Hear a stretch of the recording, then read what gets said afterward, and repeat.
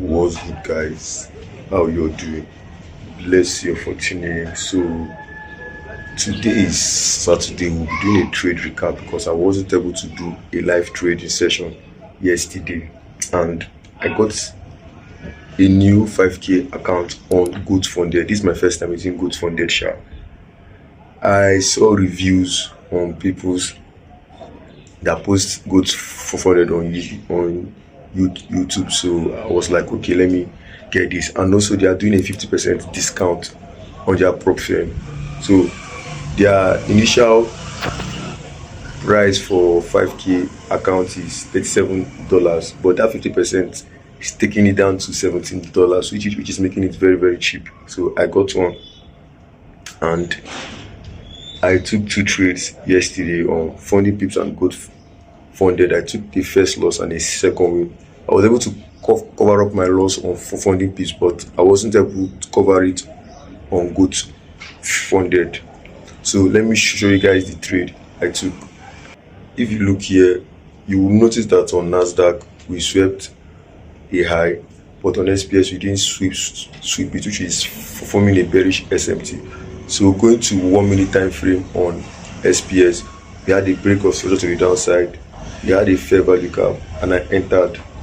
I got stopped out on the both accounts. So this is Funny Pips and this is Good for Funded. As I got stopped out, I noticed that we were ripping up. So when we were so close to sweeping a certain high on SPS, on Nasdaq we were not close. So I took the second trade on Nasdaq because I was getting a better RR. So we had a fair value gap, break of structure again, and I entered, and immediately, I don't know if it was news or what, but in the space of 20 or 30 minutes it just spiked up and I made profit. So that was how I was able to cover up 40 pips losses, but I was not on Goat Funded, which is not bad because I was just down $14 on Goat Funded.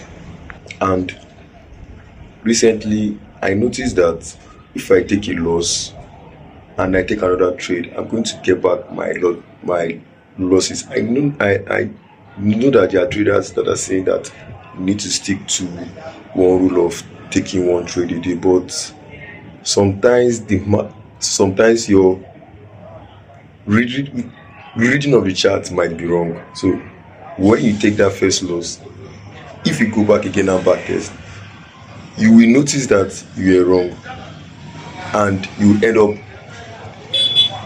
seeing your mistake and now taking another trade and now getting profit.